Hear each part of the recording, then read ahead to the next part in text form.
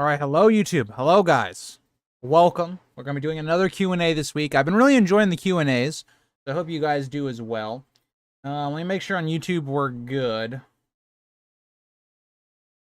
I think we're good. My laptop's running a little slow, but yeah, okay, I think we're good. But yeah, I hope you guys have been enjoying the Q&As. They're just easier on me personally, and honestly, I feel like it's more interactive for you guys instead of me doing like a character analysis or all that, which I will do at times, you know. But again, thank you for everybody that submitted questions, whether that be through Instagram or YouTube. I didn't even post it on Twitter this time, but oh well. So again, if you did want to ever submit questions for these live streams, be more involved with them, there's always those options. You can follow the Instagram. It's always in the descriptions for all of my videos, or subscribing and or being just active on the community page, because I usually do a little post whenever I'm going to do these Q&As and all that. So, hi Jim, how are you? Jim wants to talk about the Grand Northern Conspiracy. Well, we'll get into it. We'll get into it. Jesse's not a big fan of that happening, which, to a degree, I think it will happen, but not fully. I don't know how to explain it. Like, I think for a lot of reasons, it makes a lot of sense why a lot of northern houses are going to flip on, say, the Boltons and all that. But I don't think all of them, or as many as people think. It's very hard to do that. I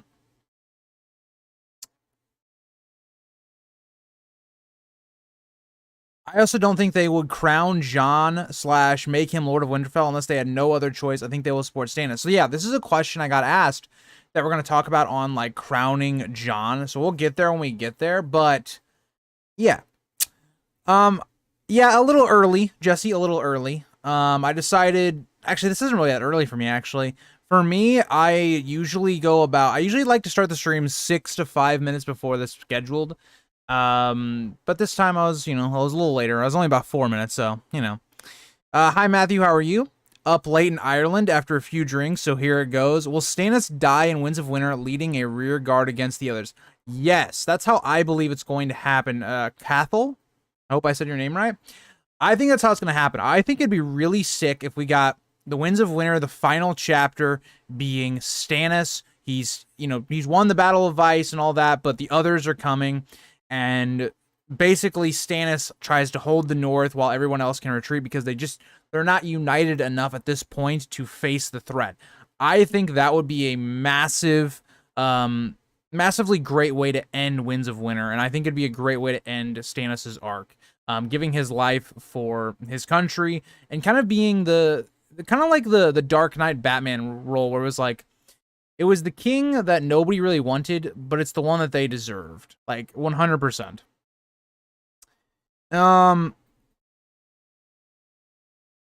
I think a major tip-off that Barbary and Wyman are in league with one another is that she doesn't eat the Frey pie. I've always found that to be suspicious. I'm with Jesse. I never noticed that. That could be interesting. And we have a question about Barbary, so that should be a little bit interesting as well. So, let's get into it. So, we're going to start on Instagram, I guess, because I have fewer ones on that one. So, let's get that out of the way. Let me go to my notifications. I'm doing this on PC. It's a little bit sketchier. I usually have these on a document, but I decided not to. Okay, so why is this not telling me who did this comment? Give me a second, guys. Let me figure out how I'm gonna do this.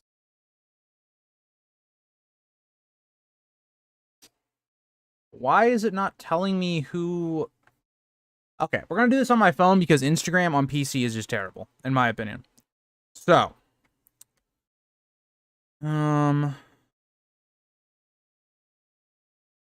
hold on, lads. Hold on. Trying to figure out how to do it the best way possible. Okay. So, first question that we have is from JT Maz.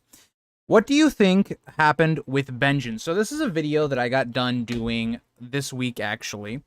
And it's also funny because I'm also doing Jon 4 this week as well. That'll be out tomorrow.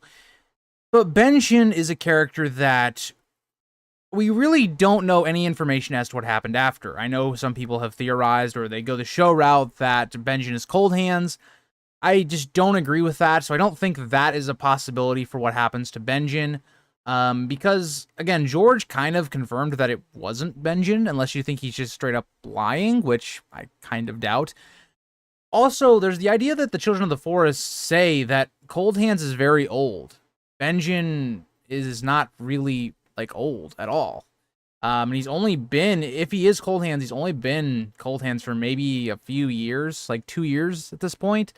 So I don't really think that makes any sense. I also don't know why he would, if it was Benjen, hide his identity from Bran. It doesn't really add up to me. Another idea we could have is that maybe the Children of the Forest helped Benjen. Again, I don't think so. Maybe it's possible that they tried to heal him or something. I don't know. The next option would be that, well, his party does get attacked. We know that because his markings kind of stop. Maybe it was one of those things where he was so far in deep, because the last time that we see him, the last time he leaves a marking is like the northwest, past the wall. So, could be that he just escaped and he didn't come back. He was already too far in. He might as well see what's going on with the others, figure out what everything's going on, and then come back. I guess that's possible. I don't know why Benjen wouldn't leave any more markings, seeing as though they're for the Night's Watch. Also, like, it's no use if he doesn't communicate any of this information back to the wall. His party getting attacked and him surviving the attack would be crucial information for the wall as a whole to confirm that the others are back. We already know that ends up happening anyway, but still, it would be nice information to know.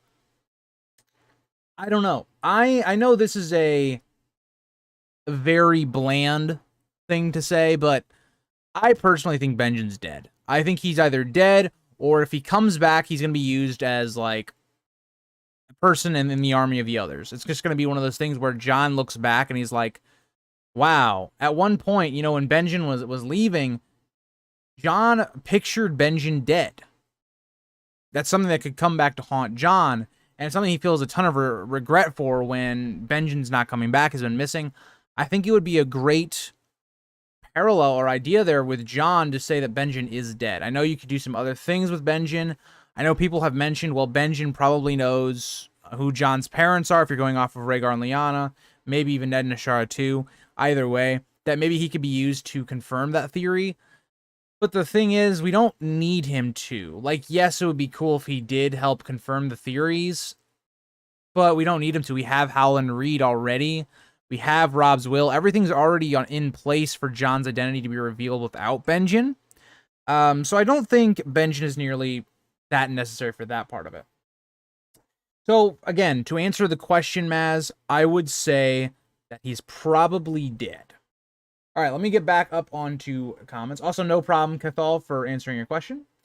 He points out how Roose watches Wyman before eating anything out of suspicion while she herself isn't eating. That's a great point. I do remember that point where she's talking about how Roose is like watching Wyman before he eats, but I didn't notice that she actually doesn't eat. Hi Ghost, how are you? Yeah, George R. R. Martin has said Benjen is not Cold Hands, so unless we think he's lying, then I don't know. Yeah, that's another problem I have with Benjen still being alive, is like, why would he not communicate with the wall? It just doesn't really add up. He also could be a captive of the others. I think that does make sense as well, Jesse. Undead Benjen will marry Lady Stoneheart. That would be a couple. Not Stoneheart. Catelyn has basically gone through all three of the Starks. That'd be crazy. I heard that the Hooded Man could be Hal Mullen or Robert Glover. I could see that. All right, so moving on.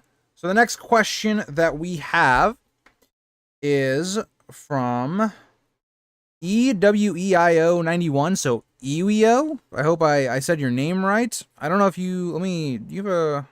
It's using your Instagram tag. I'm trying to see if. Can I click on this?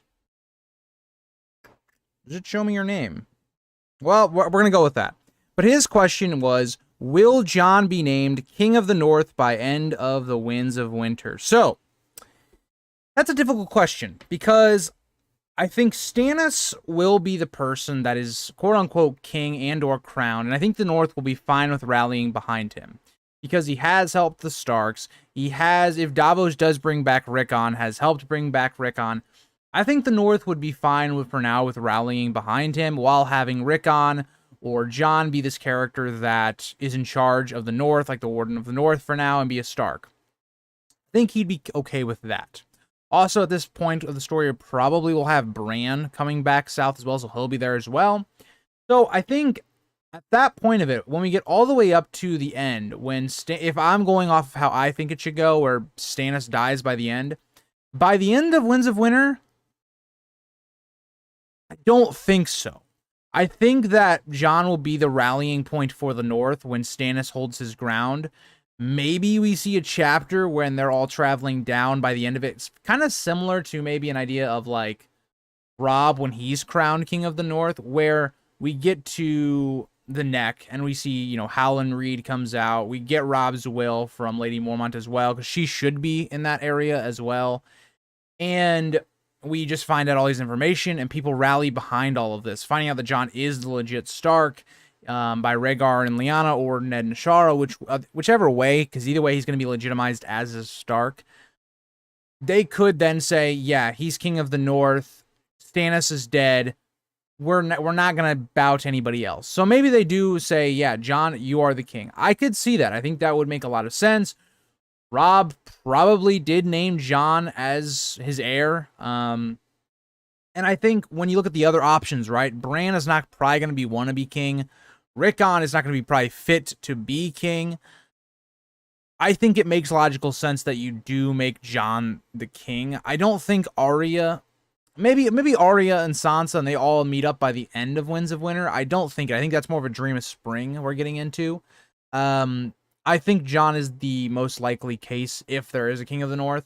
And the question we're going to get into later about will the North stay basically independent by the end of the story, it could be interesting the way Jon being in charge could work into that, because the idea here is going to be, if you're the North, right, who is going to be able to invade you, right? If the Dany and her dragons are gone by the end of the story, nobody really can invade the North, especially when the whole kingdoms are broken down. So I definitely could see that. But I think Dream of Spring, I would have a safer bet on Jon becoming king if he does. But I'd love to see what your guys' thoughts are on that as well.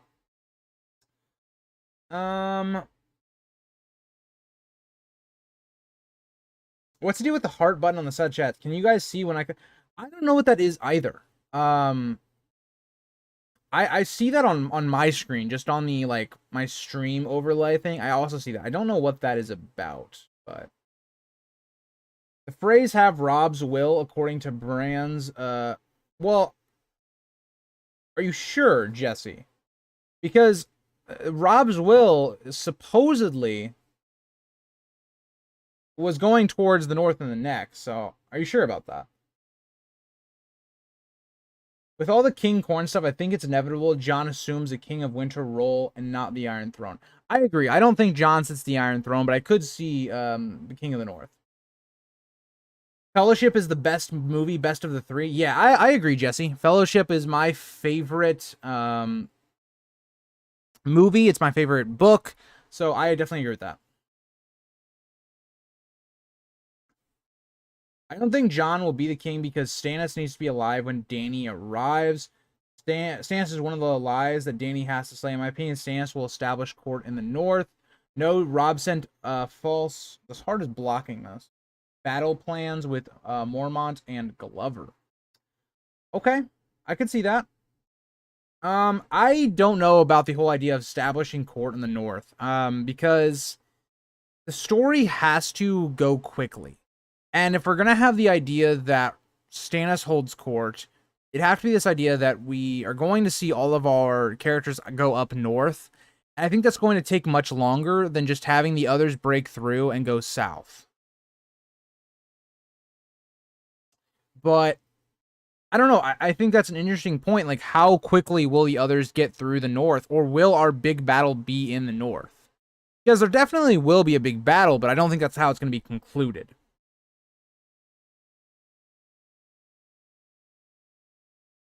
I haven't read all the books, but for the movies, nah, it's definitely The Return of the King.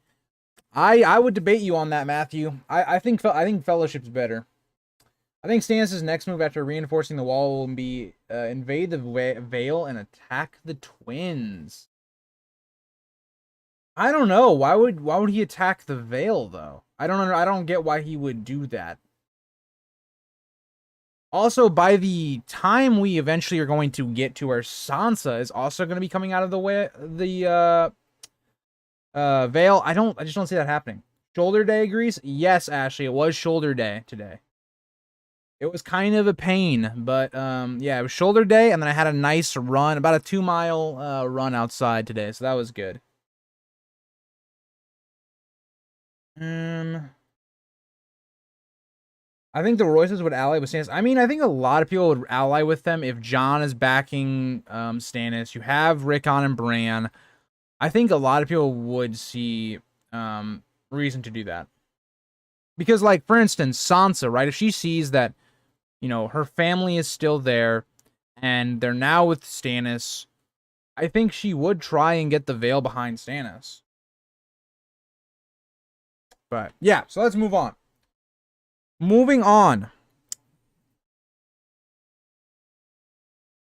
Our boy Matthew in the chat asks, do you think the North will gain its independence or remain part of the Seven Kingdoms by the end? Okay, so by the end, I think the North will be independent. I think it will be completely different reasoning than in the show. In the show, it's one of these things where it's like, Sansa just asks Bran.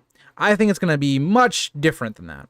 I think it's going to be this idea that the North, for one, when the dragons are gone, because I think the dragons will die by the end. I don't think there's going to be any dragons left.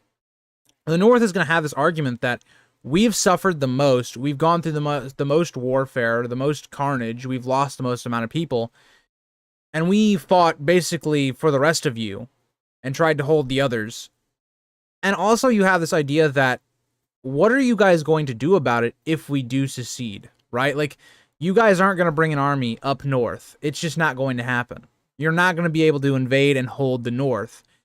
It's that whole idea. Now, could we see kind of a repeat in history where the Targaryens were never able to conquer the Dornish, so Willis Stark marry whoever is on the throne? Could it be a situation where, I don't know, so say some male is on the throne, and it's an idea of Sansa marries into the throne, and that's why the North stays? I could see that. But I think the North becomes independent. I just think that's the way the story has been going for that faction, and I think they really don't have anyone to tell them not to be independent. I don't know.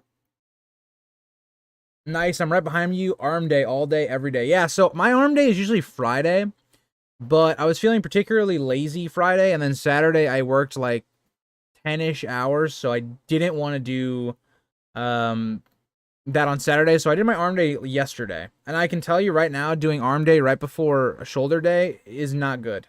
No good. Hi, Dangerous Wolf, or Emily. Hi, Emily. I do think Drogon dies, Matthew. I think that the dragons have to go. A Dance Dragons North storyline is the best part of the series. Agree or disagree? Of the entire series, I would disagree. I find that Stannis' campaign in... I'd say Stannis, Tyrion's campaign in Clash is some of my favorite. And also, I would say Storm of Swords, Robb's campaign is some of my favorite. And even King's Landing. You remembered my name. Well, I won't lie with you, Emily. Your name is very easy to remember for me because that was my ex's name. So it was something that just kind of like stuck with me. And I know a lot of Emily's in real life, so. The pink letter. I think the pink letter, again, I'm very boring on this. I know people have really cool theories and all that. I think it's plainly just Ramsay. If you want me to be honest, I think it's just Ramsay kind of just trying to draw Jon out, just get Jon out of the Night's Watch in charge of that. He represents a threat as well to the Bolton power, as we're going to see. Jon is this character that will probably gain a lot of respect, and he could even be King of the North like we were talking about. It makes sense logically why Ramsay would want to get Jon out in the open, even and with the wildlings, so he kind of kills two birds with one stone. So yeah, I think it was written by him. The language suits what Ramsay talks like. So I think for me, it probably is just Ramsay, but I don't know. I have no question, but I'm glad to finally catch a stream. Love to see that, Kyle. Welcome to the stream. I hope you enjoy your time in here. I'm surprised you didn't blame. Okay, Ashley, what? We're not even, we're on the opposite side of the continent as Darkstar, and you still find a way to bring him up. I'm just, sometimes I think you're in love with Darkstar. I am Team Mance wrote it, but if not Mance, then it's got to be Ramsay. I agree. I think if it's not Ramsay, I could see Mance. I think that'd be probably my second one. I think the Stannis one, for he wrote it, it has decent evidence behind it, but I don't think it fits Stannis's character. I just don't think that's the way that we see Stannis do things. Giant ice spiders, Matthew, I really hope we do see giant ice spiders, because George can't introduce something like that in book 1 and then never bring it up again. Darkstar is Viserys. Why is that, Jesse? Why is that? All right. While you ponder that, let's continue on. Hold on. Gotta go back to the thing because it closed out. So last question comes from Matthew James Hagen. How are you, by the way? I was talking to you on Instagram earlier. Is Jane carrying Rob's child? This has been a theory we've talked about on stream a few times, and personally, I don't think so. I don't know if the timeline really adds up that well, because I feel like Jane would have been getting bigger, showing some signs of being pregnant by this point, and she really hasn't. Also, we know that her grandmother is, like, making sure. So, I don't know. I don't think so. Personally, it would be a really cool idea. I think it'd be very interesting to the story. Personally, I don't think so. But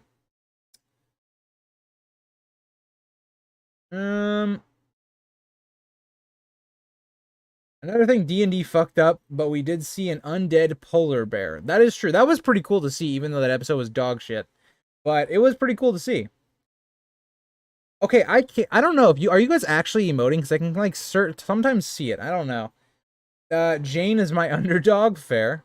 Jingle Bell is the stallion who mounts the world. That's all I'm gonna say.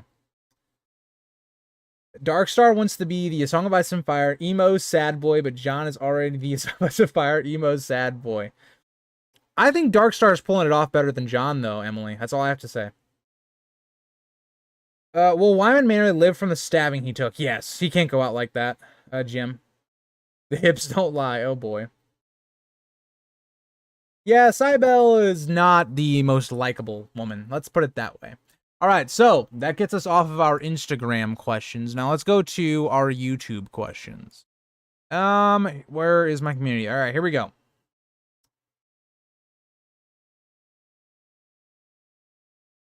Another question from Matthew. Do you think the Knights of the Vale will play a part in the North being an aid against the Boltons, or do you think that they will be an obstacle for Jon later on for the throne of the Starks trying to press Sansa's claim, or even both? Though I personally believe that it will be Jon and Davos with the wildlings alongside the Mannerleys and other houses that aid Stannis with the siege or come to the rescue. So, I think personally the Vale will not really have anything to do with the North, at least early on. I do think, right, because I think what everything is leading towards right now is, how does George get all of our forces in one area? And I think the most logical conclusion is, well, you have them kind of all meet in the middle of Westeros, right around kind of the neck. It's kind of that nice little point there in the Riverlands where you can meet everybody up. So I think what we'll end up seeing is the Vale kind of come in as maybe the North is retreating. And then we have to tackle this idea that, like, what does Sansa do? Because we have to assume that Sansa probably will be in a very powerful position with the Vale. And if Littlefinger's still in play, it becomes even more sketchy because Littlefinger is going to have to do something that gains him power. How does he do that? If he's not already taken out, which I could see him being taken out before we even get to this point. But I do think that the Knights of the Vale will kind of just be reinforcements to the north. I don't see any type of Sansa and Jon like conflict really. I think there could be some tension there and some things that need to be defused. But I do think they will eventually just work together. I think the Vale, similar to the show, except I don't think the Vale is going to be like the Rohirrim, where they show up and they just help win the Battle of Ice. We're way too far away from that. Stannis is probably going to have won the North over by that point that we could even see the Vale getting involved in the North. So I do think it'll be kind of like a late game thing for them. Ashley, this is your second question, so I'll answer your second question first. In a reverse scenario to what occurred in the show, could you see Roose betraying and/or killing Ramsay? And yeah, I definitely think he could, because Ramsay is very much a wild card for Roose. Because yes, Ramsay is blood of Roose. So if Roose was to die somehow, Ramsay could carry on the legacy. But Ramsay's creating problems for Roose, right? Ramsay is the reason that Roose loses the fake Arya, loses Theon. He's the reason because of the way he acts. So I could see it happening, and I wouldn't be shocked if George went that route. But I do think it's more likely that we would see the flip side of that, kind of how the show did it. It makes more sense from a Ramsay point of view of trying to gain power, and Roose always kind of restricting Ramsay to a degree. Also, I've been forgetting to drink my tea, so. Also, Matthew, I know you're in chat. I haven't gotten to getting the breakfast tea. I want to get through my green tea box first, and then I'll get on there.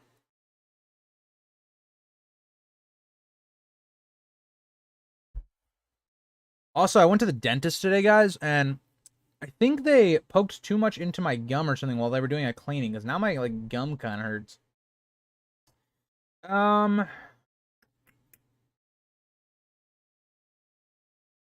I like Ilyn Payne as a POV, but it breaks the pattern. That'd be funny. Should be a Maester. That'd be cool.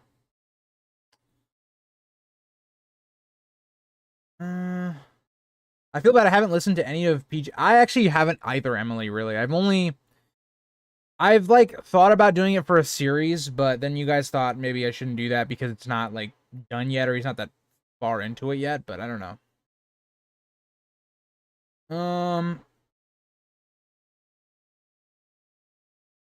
The Vale show up and then do nothing for the rest of the show. Agreed.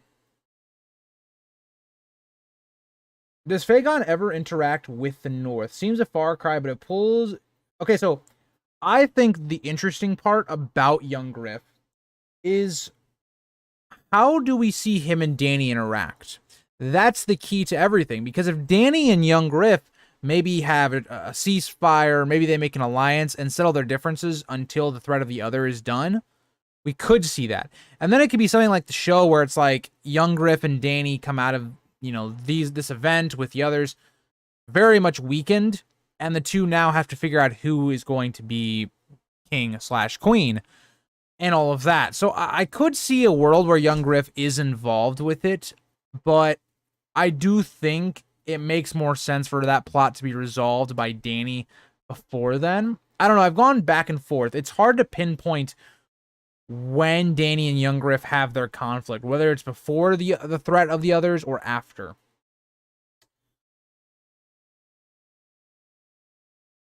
But I agree, though. I do think Fagon will be focused on the South. I agree.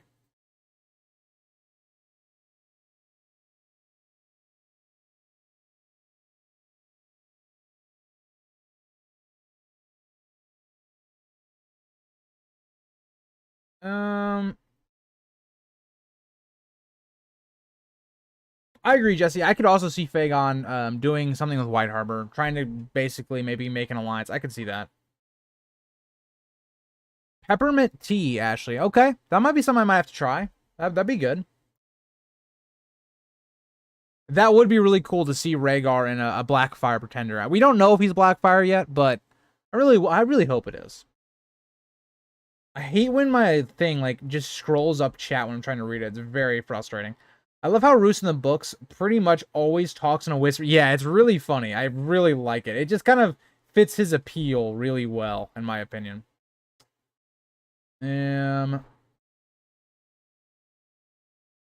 Oh, it's all good, Ashley. It's not that bad, but you know, it is a little annoying.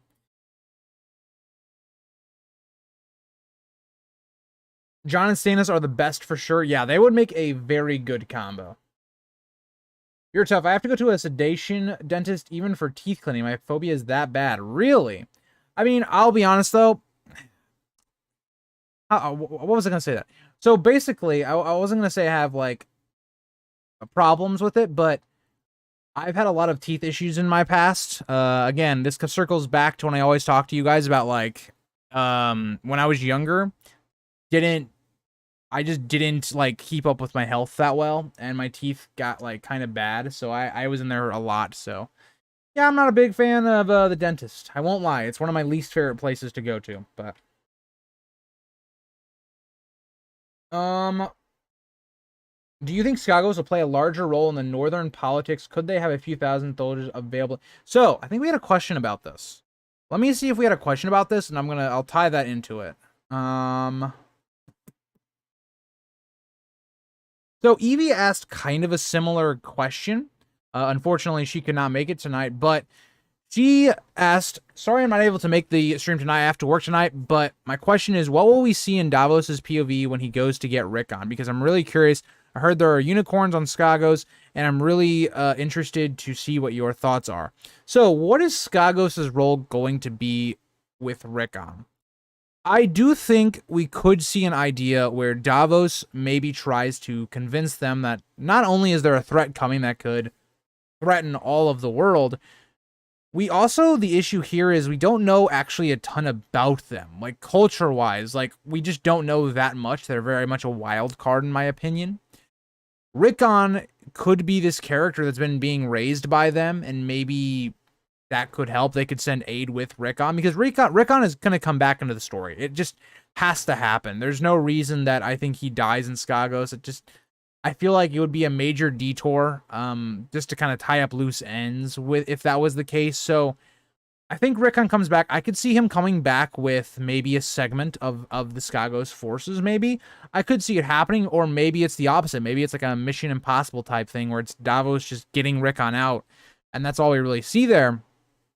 But I would like to see some army or some part of the Skagosi culture maybe come into Westeros for the end of the story. That would be really cool.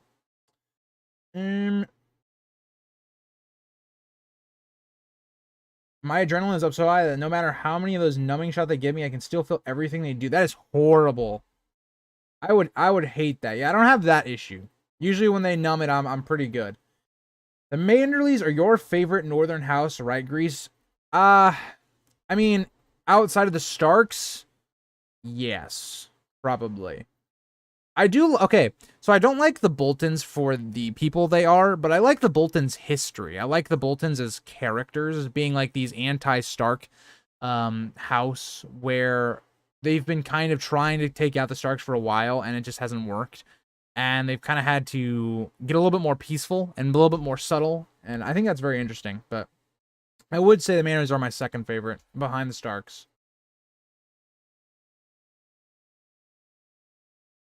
You should do a poll of favorite Northern house. That is a good question. Okay, let's do a poll. Favorite Northern. Okay, so we're not gonna do the Starks. We're gonna do all of like the more secondary one. So we'll do Shirley.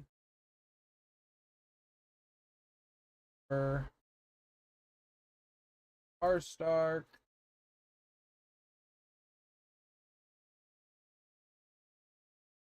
Bolton. Let's do that. Let's do that. I'm interested to see what you guys think on that. Okay. Minimize that real quick. All right, going back up.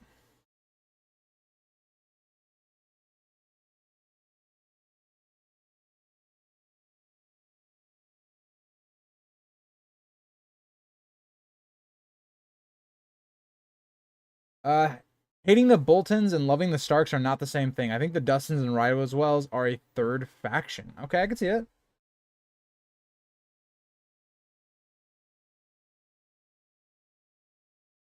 I like House Glover. That's a good house to like. The Reeds are pretty cool as well. Those are some good ones. That would be so awesome, Maz, if it was just Rickon comes back, he's got a full ass beard, and he's just like warging into bears and stuff. That'd be so cool. Howland and Ashara equals Jon. You know, I kind of like that more than I like Ned and Ashara. I won't lie, but they are 10 times better than those traitorous Umbers. Do you think the Great Jon makes it out of his cell and rejoins the fight? I'm gonna say no. I don't think he will. He may be a casualty in the Revenge Red Wedding.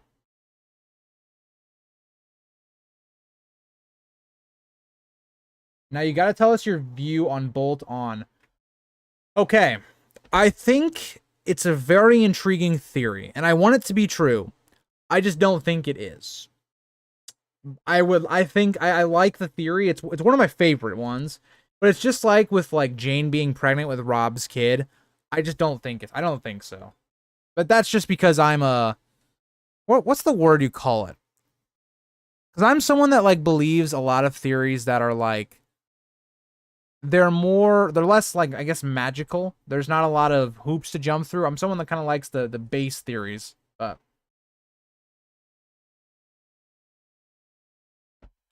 I can see George skipping Skago's narrative and surprise show up. George then having Davos think about what happened on Skagos. I personally, Jim, would not like that at all because of how he set it up in Dance. I would not like that. But I could see that happening, I guess. Also, Emily, you're good. Umbers, okay. Yeah, I love how the Boltons are this constant threat. It's wonder why they weren't purged long ago. Yeah. Well, I think the issue is when you look at the Boltons geographically on a map, they have a very strong position. And again, the Dreadfort is not an easy castle to take, so it does make sense to me like how they were able to just kind of just live on like in secret and do some of their stuff. Would me need to see the Great Jon interact with Lady Stoneheart. That would be really cool.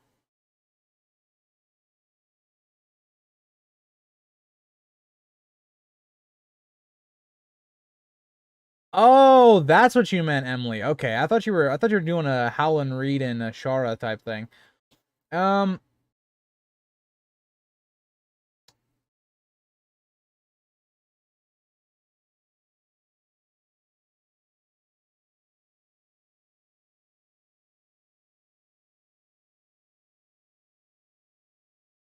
he's too young to have a beard. Yeah, but that would be the funny part. That would be the funny part. Okay, so I'm gonna move on. All right, moving on.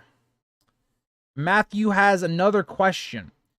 If Stannis is alive by the end of the war with the Boltons, do you think that Jon will bend the knee to Stannis? I know a lot of people suspect him to be the king of the North, but he can't be king if Stannis is still alive, which leads to how do you think the Northern Lords will react to Jon marching for Winterfell and how they respond to the notion of Jon fighting for Stannis and bending the knee? I think Jon does bend the knee. I think Jon respects Stannis quite a bit, actually. I think Stannis taking Winterfell, probably by the time Jon even gets there, I think Jon would see that as, okay, I'm willing to bend the knee. Like, because Jon was already thinking about bending the knee to Stannis to be legitimized. I think he would. And how does the North react to that? Well, you now have, in their eyes, for a lot of them, the last true, like, male heir, or I guess not true because he's a bastard in their eyes, but the last, like, male heir of Ned now supporting Stannis. Stannis would maybe legitimize him. Maybe we see that legitimized and then it just gets backed up later on and we get the heir to the King of the North thing. I think that's going to happen. And I think the North is going to be fine with backing Stannis. He's the only one that's really gone to bat for them. He's the one that took out the Boltons from power. I think he gains a lot of respect from that.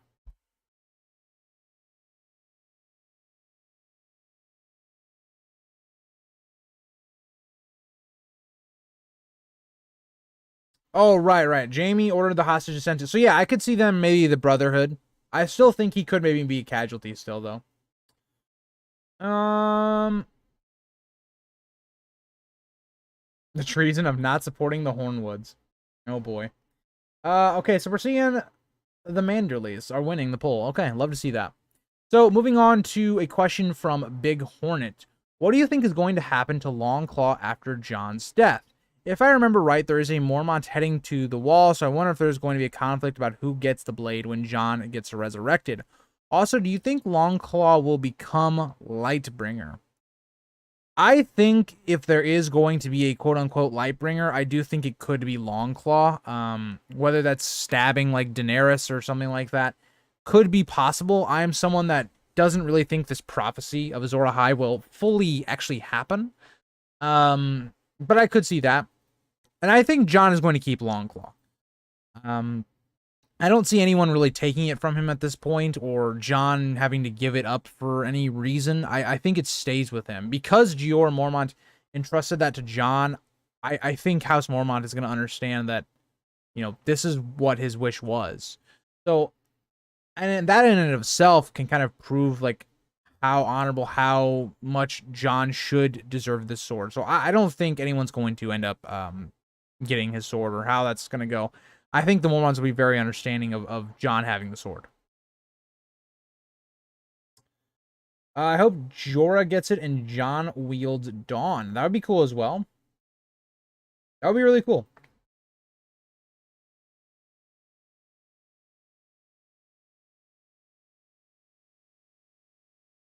All right, moving on. So Ashley, I read your theory, but I agree with you. I think that, so Ashley asked, who do you think killed Little Walder? And I do think it's Big Walder. I think that makes sense. So I actually agree with you on that. But, and then the second part of it, at times I delude myself into thinking Rickon, Shaggy, and Osha have already been smuggled back into Winterfell, and Little Walder might have seen one of them sneaking somewhere, so Osha killed him to protect their secret. I don't know. I think it makes sense, though. We see the idea of this civil war with the Freys. I think it makes a lot of sense on the Walders turning on each other. I think that makes a lot of sense. Does the Blackfish go north to Jon and Stannis, stay in the Riverlands as a guerrilla, or does he go to the Vale? I think the Blackfish, as of right now, is worried about retaking Riverrun. I don't think it sits right for him to see his home being taken. I think the Blackfish's main goals is going to be, as of right now, and for Winds of Winter, putting the Tullys back in power. From there, if he's still alive, which I think he probably will be, I think he then goes and helps Jon. So that's my idea. There are so many mysteries in the Northern plot. I agree.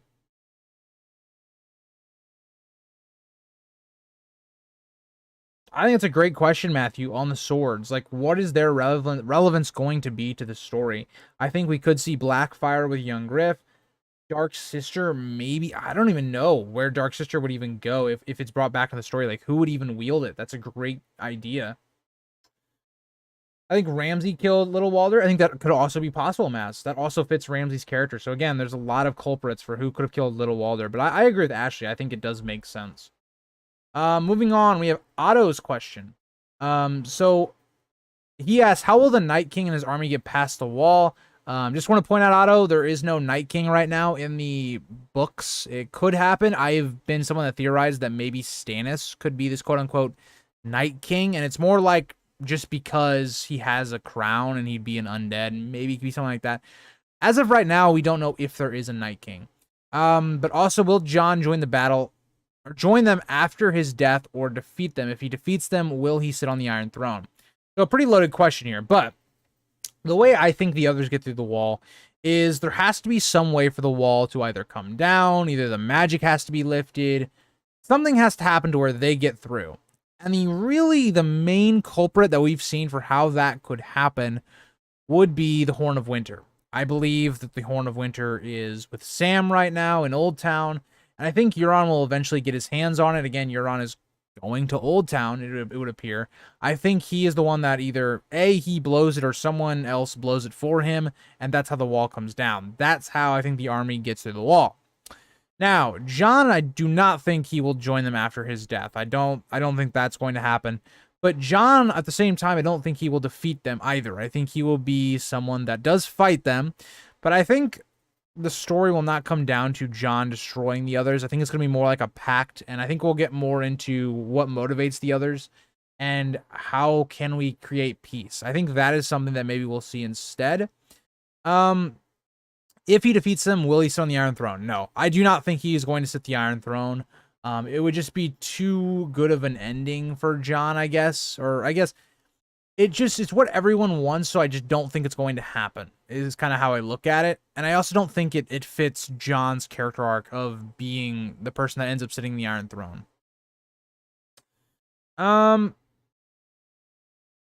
Moving on to Matthew Stewart's question. We have a lot of Matthews in this community.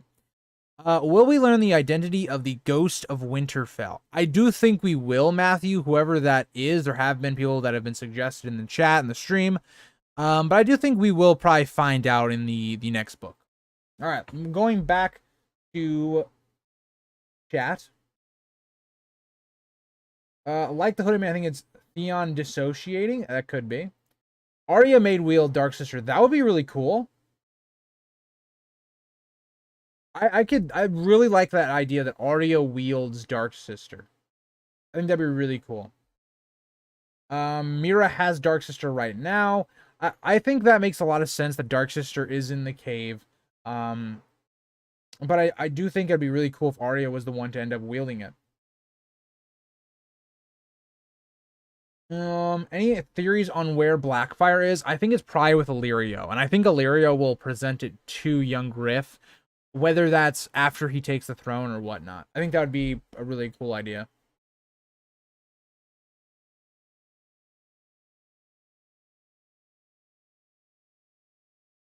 It does. I kind of agree with Matthew here that it does kind of feel weird for Arya to have it because it's like this ancient Targaryen sword.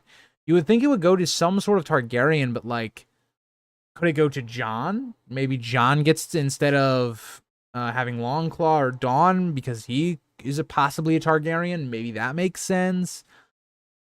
I don't know. I mean, because usually Dark Sister, you know, it has a lot of famous owners. I don't know. That's a great idea. I don't know where that sword would go, but that'd be interesting. Also, Ashley, I agree on all of your points.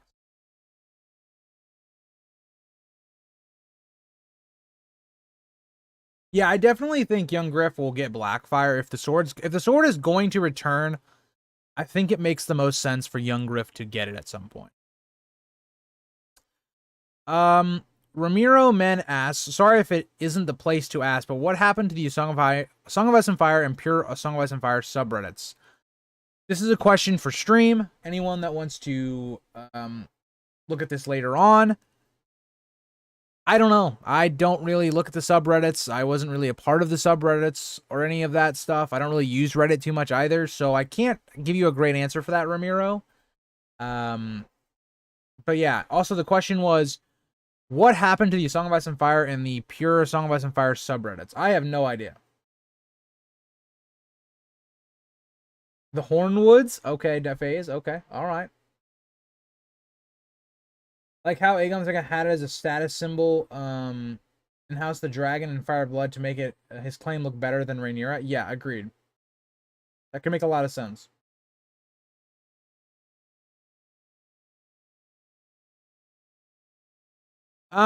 Moving on.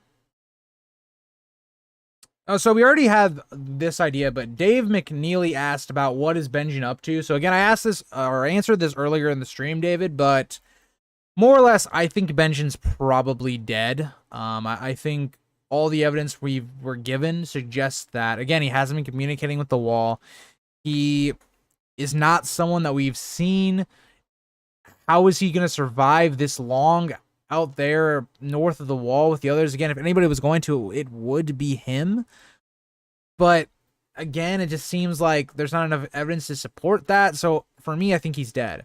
So him being involved in the Northern Conspiracy, I think the only part that I would say him being involved in would be revealing Jon's parentage, just being another person that could do that. I think that'd be about it. I think that he did some suspicious things when it comes to getting Jon to go to the wall, but I don't know.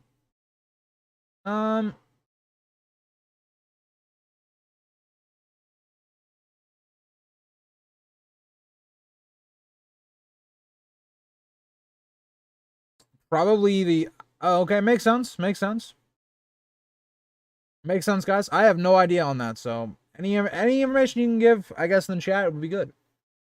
Will the people in Bran's visions at the Godswood be revealed? The pale woman, the unknown Brandon, taking strips of the tree. Maybe it's possible. The problem with that would be it'd have to be Bran to probably reveal that information. So I don't know. It is possible though.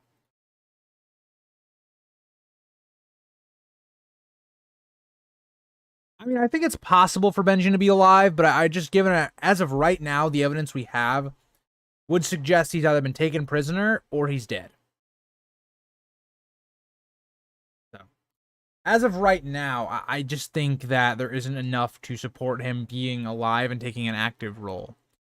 So moving on, we have a question from Stannis the Manus. Yes, he took his time out of his war effort to comment on the channel because he knew we were all big Stannis fans. But the comment is, and what he says is, I am nowhere close to the level of theorist as most people who watch your content, so sorry if this is dumb. Let's just put this out in the air, because I responded to this, and I hope other people don't feel like this on the channel. There's not really a dumb question to ask in A Song of Ice and Fire. I am someone that doesn't know everything, and I think it's quite literally impossible for people to know everything in A Song of Ice and Fire. There's just so much world building. There's too many things going on. So again, yeah.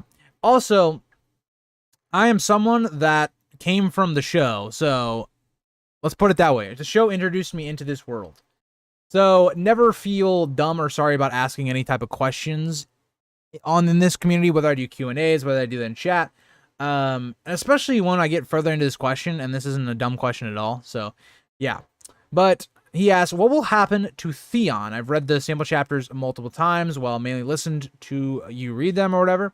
So I know Asha is convincing Stannis to take him out to the tree to behead him for the old gods. Do you have a theory about what will happen? Will Bran/Bloodraven intervene somehow? Will he tell Stannis the boys he killed weren't the Starks? And will he be believed because of the idea about not being able to lie in front of a heart tree? What happens to Theon then? Is his fate really so different just because he killed two common boys? Again, I am not nearly as knowledgeable at Westeros customs and law compared to most, so I apologize if this is all obvious. Again, none of this is obvious and all that. So, again, if you have any questions, always feel free to put them on here or ask. But what I think is going to happen to Theon is not going to die at this tree. I think what is going to happen, and it was very clever, and Stannis, you mentioned this in your comment, the reason that it would make the most sense for that to happen is because a lot of the Northern Lords believe you cannot lie in front of a heart tree, like you suggested. So by doing that, Theon can basically have somewhat of his innocence cleared up. Now, he still did kill two boys. Not great. But I still think that that is going to at least kind of save him from being executed. I think he's still going to be a prisoner for Stannis, and that is going to be his role for now. So I think when Stannis does eventually take Winterfell, Theon is going to be this character that I think is going to probably go with Asha. I think that makes a lot of sense. Maybe Theon doesn't do that and he does stay with the Starks because he feels bound to them because of his actions, and maybe he helps in the war. I think Theon's inevitable fate is going to be that he dies. I kind of liked his arc in the show. I know it's weird to say you liked something about the show, especially later on, but I did like the idea of Theon being this character that sacrifices himself for Bran or Rickon in the fight with the others. Now, I don't really like the way they did it, because Didn't really make any sense. Bran, because Bran did literally nothing. He just sat there. So I didn't like the way they did it in the show execution-wise. I thought the idea behind it was pretty good, actually. So I think where his arc is going is kind of down that road, and I would really like that. But I really like this question, Stannis. So again, feel free to always ask me other questions. All right. Is Hot Pie the Shrouded Lord? Yes. Let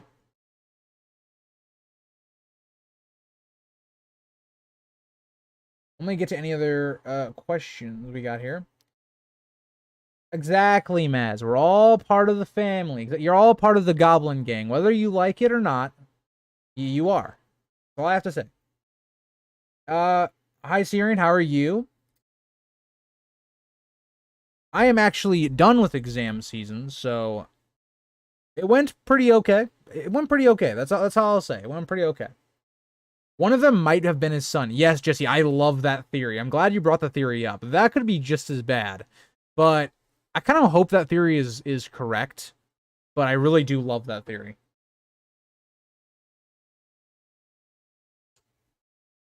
The idea of the Stark sisters and Dany being kind of at odds. Yes, I do think so.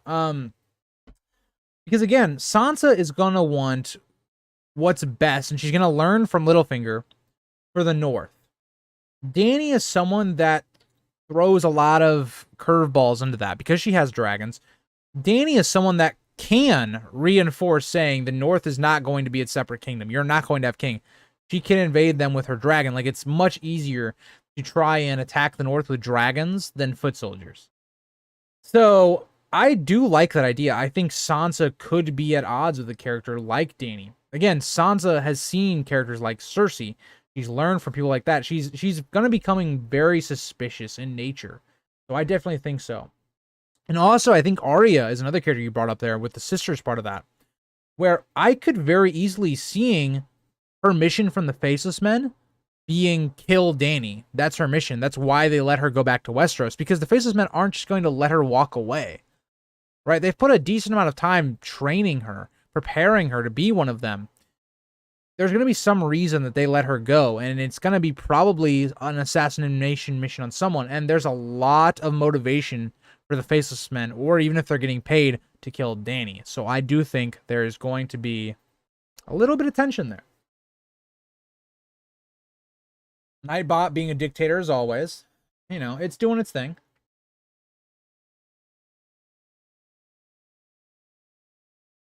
Be interesting if Davos and Rickon show up as he's about to be sacrificed.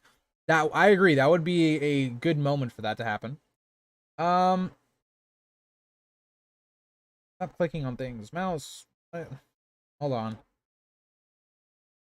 Not letting me let go. Stop clicking things. Okay, there we go.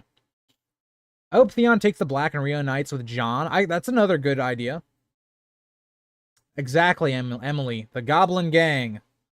One god, one king, one realm. Exactly. Just joined, so sorry if Ben asked, what do you think will happen to Davos, and does he survive the battle? I think Davos is a character that I inherently think is going to survive. He's just a character that to me makes a lot of sense. He's not going to be a character on the front lines, especially like in a fight with the others. It doesn't really make sense for that. He is much more of a role as kind of a advisor to me, like he has been to Stannis. So I think Davos is going to live. I think Davos is someone that could make it onto the small council. I think it makes a lot of sense for him to do that. I liked that aspect of what the show did with Davos, where they did kind of have him survive and become part of that small council. I think that makes a ton of sense. I think he will get Rickon out. I think it'll be a tough task because Rickon is not the kid that Davos is thinking he's going to be. But I think Davos will mainly serve as this character that is an advisor to Stannis, then to Jon, and then whoever comes after at that point. I could see Arya taking the old Brandon Stark role where she's willing to take on a dragon. I agree. Don't get me started on Dany and Sansa in the show. The way they handle that was awful. I don't think they'll easily trust Dany, but to be so open. Yeah, agreed. That is not what I'm saying at all, Violet. By the way, hi Violet. I think it'll be much more one of those things where Sansa is definitely, if she should meet Dany, that she's going to be very nice on the outside. She's going to make herself again useful. That's something we see with all the great players in King's Landing, whether it's Littlefinger, whether it's Varys, whether it's someone like Pycelle. These people tend to make themselves useful and show that, you know, they are good. This is why you should keep me around. I think Sansa will do a bit of that, but on the outside of that, she will not be trusting Dany at all. I agree with that as well.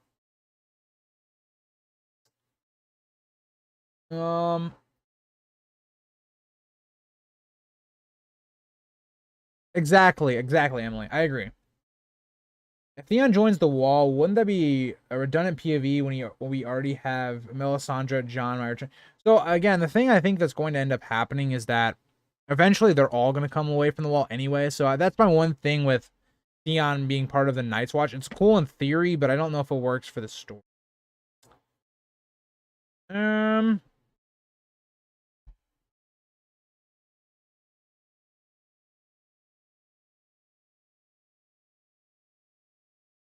I like that idea as well, Ashley, on having Sansa play Cersei and Dany against each other. I think that makes a lot of sense.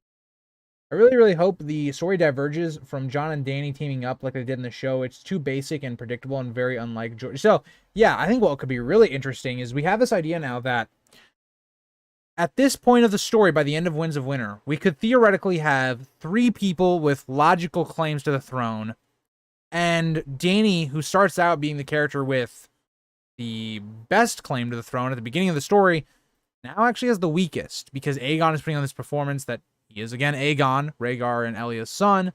You'd have, again, Jon, who would be Rhaegar and Lyanna's son. So, again, that would be really compelling. Like, how does Dany work with these people? Does she work with someone like Jon? And how's that tension going to be? I think that'd be really interesting. But I do think, Red Pilled, that we do have to see some sort of team up. It just has to happen. Now, I think you can spice in drama into that. You can make it tension. You can make it an uneasy alliance. That's fine. But I do think we will have to see it at some point. I like the theory that the Giants are going to live with the Umbers. Yeah, that'd be really cool. I gotta go. Just got to the gym training to avenge the Red Wedding. All right, see you, Maz. Have a good workout. I know you hold to Euron dying in Old Town. If he makes Anna, what would you like to see end his madness? Theon or Asha seem too on the nose. Maybe Jon. So, I am someone that I go back and forth on this because I'm now more and more, as I hear theories about Euron and his significance to the story, I'm someone that actually believes he will survive. I really like History of Westeros, their video, or not video. They did a portion. I don't remember what one it was, but they were talking. It was the one they did about Highgarden, and they were talking about a potential idea that Euron is basically baiting the forces of the Reach once again. He's going to pull them all to Old Town, and then he's going to strike out and hit Highgarden. That would be really cool, and I really like that idea. So, to me, that would be something I like, and as I learn more, I think Euron and Bran are definitely being set up as maybe rivals. I think it makes a lot of sense. So, I think it could be a combination of characters that take down Euron. But I think Bran definitely would be involved in that. I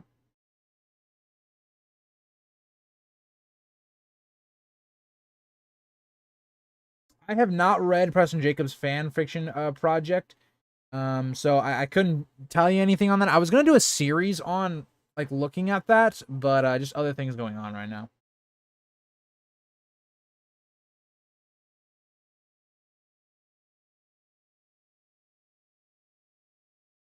Um, yeah, A Dream of Spring, it just doesn't look likely, I will say. I just want Euron to raise up some terrible darkness, and yeah, that'd be really cool. I agree. The Reaches have enough forces to defend both Old Town and Highgarden. I agree, Jesse, but I think the idea is like they take a lot of their strength and move it to Old Town. Then Highgarden, if it was attacked, it would be a lot weaker. And that's the thing that they talked about in their podcast was Euron is not going to hold Old Town. He's going to raid it to draw all their forces, and then he's going to go around and attack something else.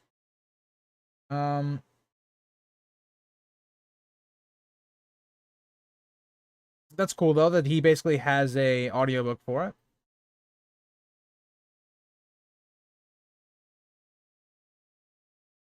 My personal theory is that the Bastard of Horn will take the Bolton's land and you probably even help. That would be cool. I like that. Please borrow some of my useless optimism. It will come out. When I see Winds of Winter come out, I'll get more hope, Emily. That's all I can say.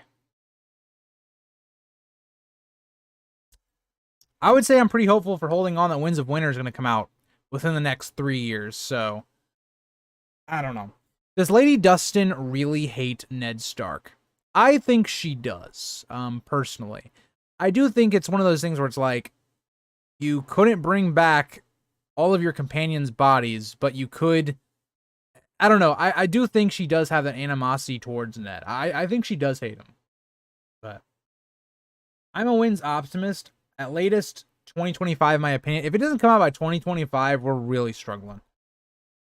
It would be smarter to raid Highgarden, but I still hope he goes to Old Town because of all the magic. So my theory would be, Violet, that, and it's not even my theory, it's History of Westeros' theory, really, would be that, again, they're attacking Old Town, they're going to raid it. They don't hold it. They're not trying to hold it.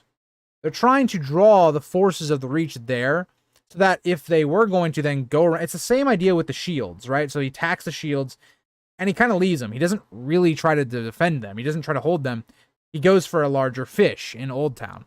It'd be the same kind of idea.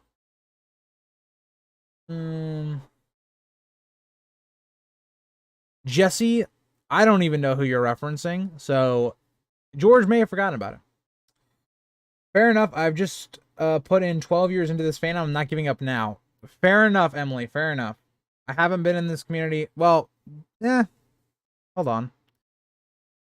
How many years have I, quote unquote, been in this community since watching the show? Probably at least 10, I would assume. So I'm kind of there.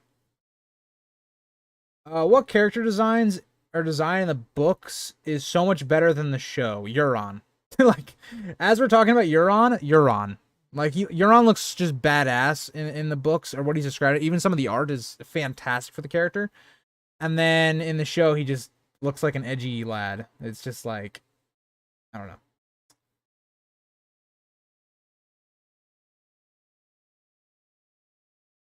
Yeah, that's another thing. I mean, N+A, I talked about this in, I'm dropping an additional video this week because I wanted to just talk about it. It's hard to react to the Order of the Green Hand series and fully give my thoughts on their theory when I don't know when to bring up R+L arguments that they just don't touch. They don't really talk about them. They don't address them. They just leave it very open-ended, I guess. And that's one of the points I made up, or not made up, is one of the points I brought up is that why would there be a baby swap? Doesn't really make any sense. If, say, Lyanna and Rhaegar's kid came out, it looked Valyrian, which, is what it is. Why wouldn't Ned just give it to Howland? There's already the theory that I think is the most likely for Ashara being with Howland. Why not just take Ashara and this baby, raise them? But no, Ned would instead trust Illyrio / Varys with the child. I don't know. It's mind-boggling to me. I don't really get it.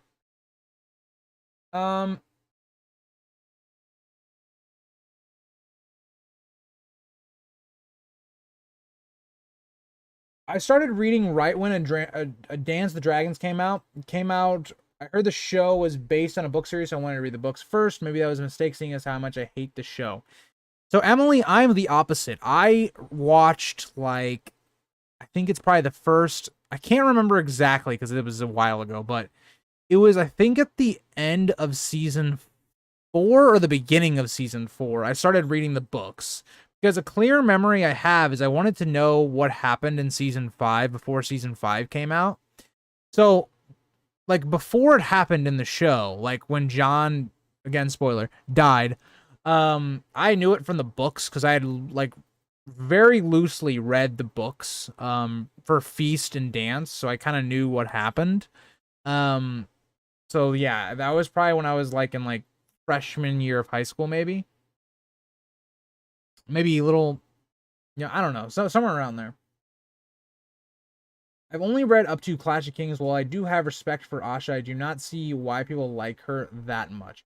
I'm a big Asha person because I think as she goes on, and I think Alvarez, it's a big thing is I like Asha because of Dance and because of the later books, not the early books. I don't like Asha because of the early books.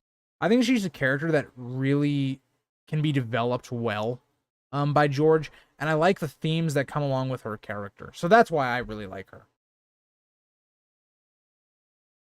Does Doran make it through the story? No. I think Doran lives long enough to probably see Arianne die, all of his children die, and then I think he dies. But yeah, I agree. Ironborn look way better in the books based on the art, the descriptions, than the show. I loved House of the Dragon, but George really needs to get wins finished in the next year or two. I think he's spread in terms of all the different Songs and Fire projects and trying to keep everyone happy. Yeah, I 100% agree. I love how, I mean, okay. I love House of the Dragon. I think it could be better. I'm just going to throw that out there. But again, I think it could be better. But yeah, House of the Dragon is really good.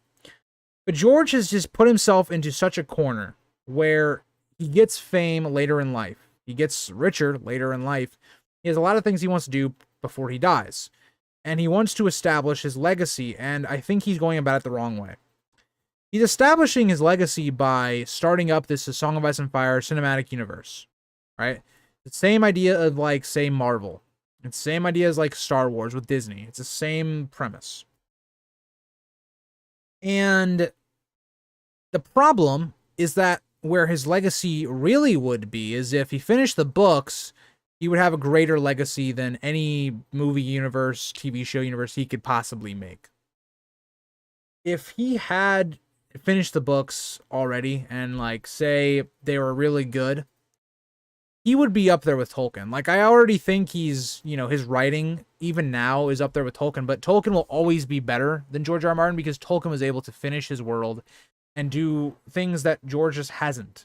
And I do think with the way George has expanded the world, it's put him into a hole. How do you finish this story in 2 books when you keep expanding the world? You keep making things bigger. You now have to get everything together, and that's the hard part. So much of the theory is speculative. Through some of it is just straight up headcanon. I think are you referring to Order of the Green Hand when I was talking about that, Emily? But if you are, there are just points where I just, like, I find it hard to understand their rationale because they are presenting evidence that is kind of taken out of context. And this is something that I think it was me and Ashley commented and I responded to. Is the idea that, like, a lot of the Ashara quotes, right? They're not singularly about Ashara. Like, and even if they are, there's other context there. When Ned Dane basically says, oh yeah, Ashara and Ned were in love, he doesn't actually think Ashara is Jon's mother. When Cersei is referencing Ashara, it's because she's trying to get Ned angry, and she's bringing up all the possible rumors of Ned basically sleeping with some woman that's now Jon's mother. It's not focused on Ashara. And there's other arguments that, like, they just don't address that it kind of bothers me. I don't know if they're going to address it in their later videos, like, because I'm on the 3rd video now, recording-wise, of theirs. And they haven't really talked about any of the arguments against their theory. They've only really talked about arguments for their theory. And that's something that I think is very important to do when you're arguing anything. Be able to look at what people are going to poke holes in your theory and say, okay, this is why your counter argument isn't good or whatever. But I don't know. I started reading before season 4, binged watched first 3 seasons, and then read the books. Yeah, so I binge watched the first like 2 or 3 seasons with my dad. Um, and let's just say it was heartbreaking. I remember watching the Red Wedding because it was when I was young. Like I was for Americans, I was like 7th, 8th grade. So that's like 13-ish, like 13, 12-ish. When I saw the Red Wedding, it literally broke me. It broke me. I like I'm somebody that's like, you know, I had a, I'm not mature yet. I'm still really, young. And then you just see like Rob was my favorite character in the show. And I also like Stannis as well, but Rob was my favorite character in the show. And then he died, and I was like, well, we still have Daenerys. She'll avenge it. And yeah, so it was a little wild watching those early seasons when I was that young. Oh, let's just do this. Okay. Seasons 1 through 4, episodes 9 were great. Hard Home was awesome. I can't think of anything else that I thought was good. I think there are elements of the show that were good. Like for all the crap we talk about the later seasons of Game of Thrones, the music was fantastic all the way through. Light of the Seven, I believe, is the soundtrack for when Cersei blows up the Sept, is one of the best soundtracks. I think that sequence in season 6 was done fairly well. I think there were some things overall that I did like, but there were very small moments here and there. And to your point, I kind of agree with you for the most part.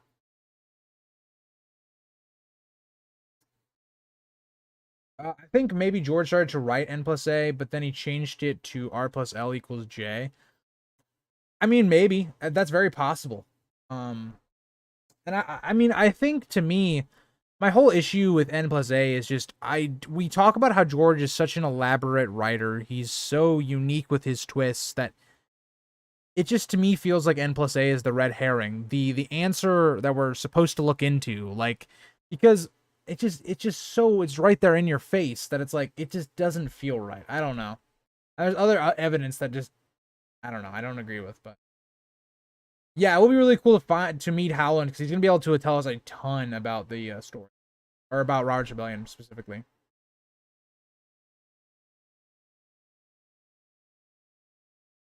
Yeah, I like the Dunk and Egg stories or novellas, but I would rather see other things. Like I know a lot of people love the Dunk and Egg novellas and all of that, but I would rather see Winds of Winter, Dream of Spring. I'd rather see Fire and Blood Part 2. Again, we're calling it Part 2, Fire and Blood. We're not calling it Blood and Fire and that nonsense. Um, who had the best nickname or best outfit in A Song of Ice and Fire? Best nickname. I like Ned's. I do like the Quiet Wolf. I think that's a good one. Um, the Demon of the Trident is a good one. I know it's not like the most nickname-ish because it's like a kind of whole sentence, but I think those are some good ones. The best outfit, I kind of like Rhaegar's outfit. Like the art we always see for like him going to the Trident, his armor looks sick. Or even if you want to like kind of look at like Daemon's armor, when he is fighting in the tourney in I think episode 1. I love the Targaryen armor, the way they can put the dragons in their armor. I think that armor is awesome. Euron, again, is another character you could throw in there.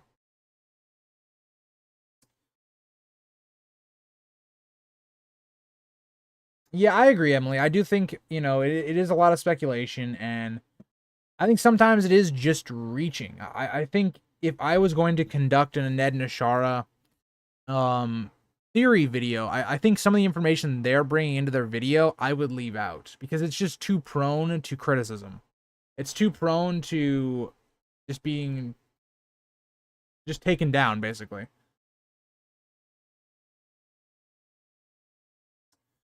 Um,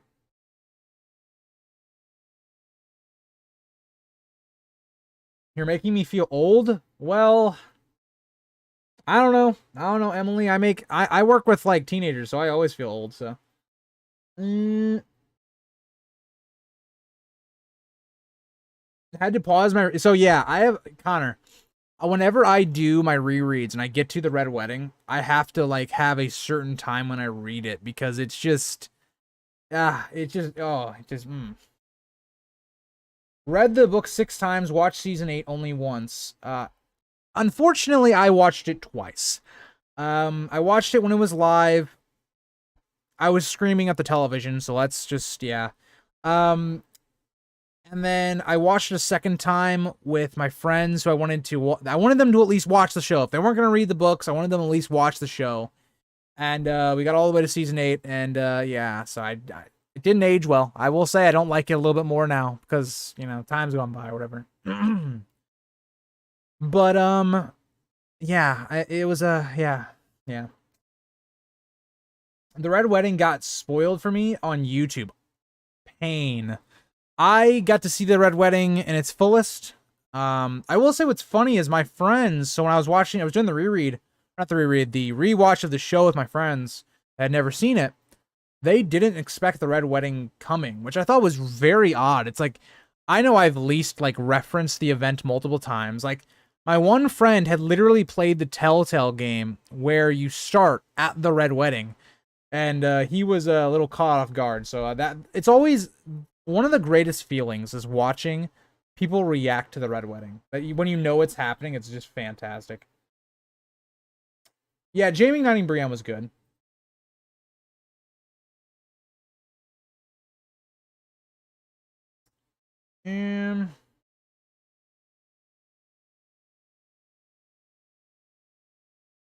Does it make sense to retroactively change something planned from the start? Just yeah, I agree. Dogman, I agree.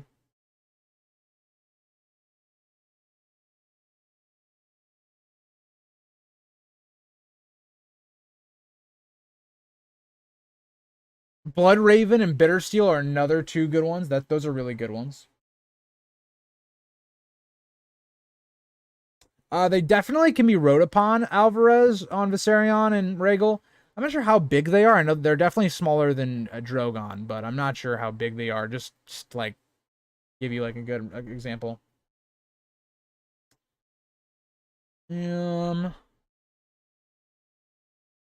Cloves as soft as virgin's thighs. Oh boy. Sea Snake's a good one. Oh, going back to the armor one.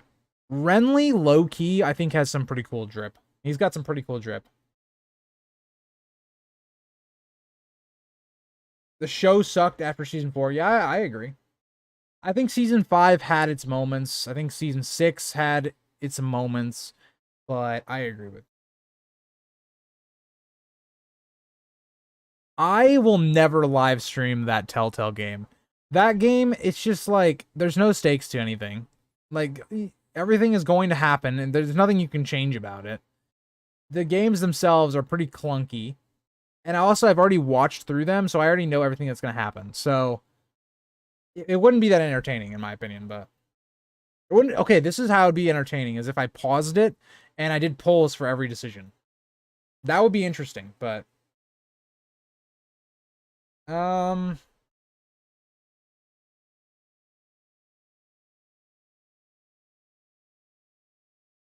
I agree, Paul. I agree. Stannis dying in season 5 really pissed me off, especially on a like I rewatched it, like I was talking about earlier. That whole part pissed me off. Um, I think the final battle will be probably around the neck, Jesse.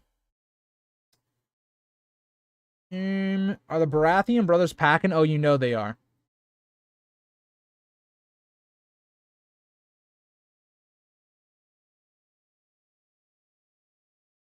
Of course, of course. Getting me all triggered, Emily. I see. Fine. Um, that would be days long, yeah. All right. The last question I have is, does Rickon live? And I think Rickon does live. I think he will live. I started out saying he was going to die on this channel, but now I think he's going to live. I don't see a situation where maybe as long as he gets back to the Starks, or Stannis, I think he's fine. I don't know. He will remember that. No, he won't. No, he won't. All right, so the Manderleys won the poll. How tall are Jon and Stannis supposed to be? Because Jon says he towers over him. I don't think Jon's that tall. I think Jon's probably like a little above average. I don't know about Stannis though. Let's find out. Let's see how old, or not how old, how tall Stannis is. I don't remember how old or how he is.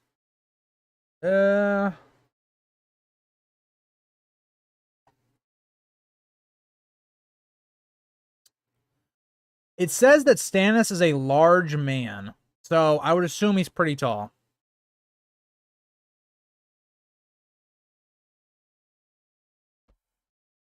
I would assume he's a tall guy.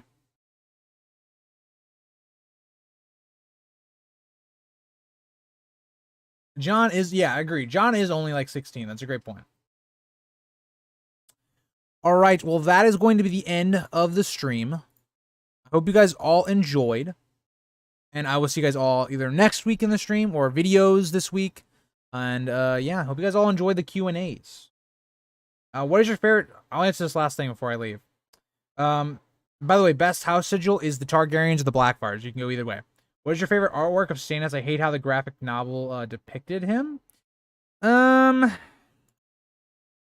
don't know. I couldn't really name you one, but you know.